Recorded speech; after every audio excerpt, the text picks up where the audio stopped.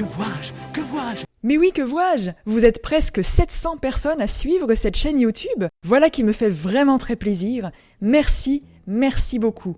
Pour l'occasion, voici donc cette petite vidéo afin de vous témoigner ma reconnaissance et mon enthousiasme à voir que le sujet du handicap, avec cette approche historique et empreinte d'esprit critique, peut rencontrer un public.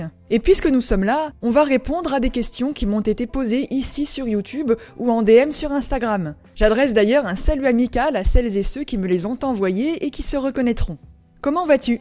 Ben, ça va très bien, merci. La période est remplie de projets enthousiasmants, allant de l'écriture à l'illustration, en passant par un voyage à Nice ou encore un salon du livre en avril. Sans oublier, ça va de soi, les prochains Handhistoires, qui continueront de sortir au rythme d'un opus par mois. Voilà, j'espère que tout va bien aussi de votre côté, et comme d'habitude, au plaisir de discuter en commentaire sous les vidéos ou sur les réseaux. Combien de temps ça te prend, un épisode de Handhistoire ?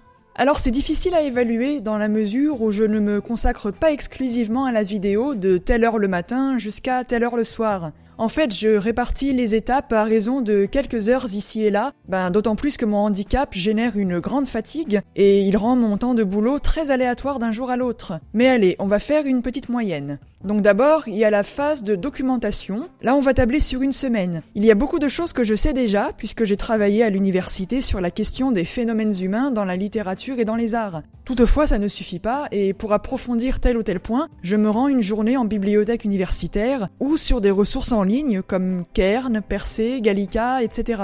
Ensuite, je consacre une journée entière, parfois 2, à rédiger le script et à m'enregistrer. Je compte dans cette phase le travail de nettoyage de la piste audio, retirer les clics, les respirations, régler le volume, ainsi de suite. Quant au montage, là pour le coup, ce sont 3 voire 4 journées complètes de boulot. Et contrairement à la phase de recherche, je ne fais pratiquement que ça une fois que le logiciel de montage est en route. Je suis dans le feu de l'action, je travaille beaucoup avec des associations d'idées, donc de manière très improvisée, notamment pour les illustrations, et je préfère ne pas perdre la cadence afin que le rythme de la vidéo ne souffre pas d'irrégularité. Vas-tu parler des handicaps invisibles ?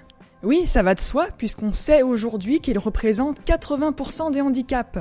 On bataille encore pour faire entendre au grand public que le handicap, ce n'est pas que le fauteuil roulant, la canne ou les béquilles, même si ces éléments visuels restent des symboles forts pour représenter le handicap à l'image. Des symboles que d'ailleurs j'utilise dans le cadre des Handhistoires, puisque je suis moi-même en fauteuil roulant.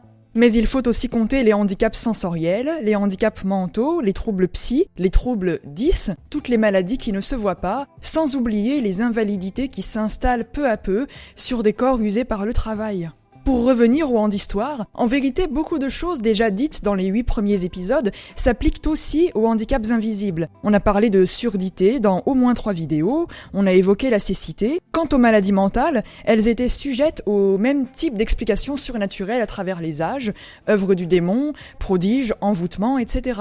Cela dit, dans l'épisode qui arrive, à savoir le 9e, il sera bien question des handicaps invisibles texto. On en est effectivement à traiter les approches scientifiques de la deuxième moitié du XXe siècle, et c'est pendant cette période contemporaine que les handicaps invisibles ont été qualifiés, reconnus, que le concept est forgé et étudié. Puis les épisodes 10 et 11 seront consacrés à des bases d'histoire de la psychiatrie et des troubles psy. Bref, je ne saurais prétendre traiter de tous les handicaps, mais cette question des maladies psy couvrira une petite partie de la palette des handicaps invisibles. Et à côté des Handhistoires, tu fais d'autres choses ?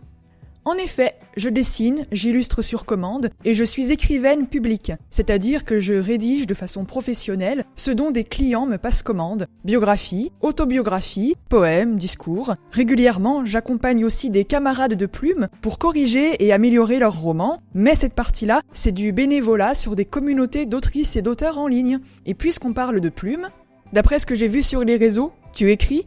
Affirmatif. Mon premier livre est sorti chez Ballant en 2021. Il s'agit de Désagrégé en fauteuil roulant dans l'éducation nationale. Comme son nom l'indique, ce récit de vie, aux accents tragicomiques, revient sur mes 2 années comme professeur agrégé stagiaire dans l'éducation nationale. C'est une expérience digne de Kafka, où j'ai été confrontée à des situations scandaleuses de la part d'une institution qui se prétend bienveillante et inclusive. Et là, je ne parle pas que de handicap. Pour tous les jeunes professeurs, l'année de stage est un concentré d'absurdités dont les victimes en bout de chaîne sont aussi nos élèves. Peu après, ma deuxième publication, ça a été une nouvelle horrifique chez la maison Malpertuis dans leur anthologie 12. Mon récit s'intitule Bleu Minuit et c'est une réécriture de Barbe Bleue dans l'univers du mannequinat où certaines conditions extrêmes tourmentent le corps et l'esprit. D'ailleurs, toujours chez Malpertuis, très prochainement, un autre de mes textes va paraître. Sans trop en dire, il s'agira d'un récit fantastique en vers autour d'un peintre et d'une damnation. Et puis j'ai également sous le coup d'un roman écrit à 4 mains avec une amie et pour lequel nous cherchons actuellement un éditeur. Ce texte-là a pour petit nom Les étonnants chemins du repentir et c'est un récit de société sur toile de fond XVIIe siècle. On y suit Iriel, un herboriste infirme accusé de sorcellerie, condamné à passer le restant de ses jours dans un institut de redressement des pauvres et des gens de mauvaise vie. Au nom de la salubrité publique et du redressement de l'âme des gueux, les marginaux étaient enfermés, soumis au travail forcé et à un régime religieux strict. Mais c'est sans compter sur le tempérament dissident d'Iriel. Ah, et j'allais oublier, il m'arrive aussi d'être convié pour faire des exposés ou donner des cours. Ça a été le cas par exemple à l'université Aix-Marseille. Alors si vous connaissez des structures qui rechercheraient quelqu'un pour parler de handicap, d'histoire ou d'histoire du handicap, eh bien n'hésitez pas, pensez à moi. Voilà, j'espère que cette petite FAQ improvisée vous aura intéressé. Encore merci pour votre présence, merci pour l'attention que vous offrez à mes vidéos. On se dit donc à très bientôt, en mars, pour le Handhistoire numéro 9. Prenez soin de vous, ciao!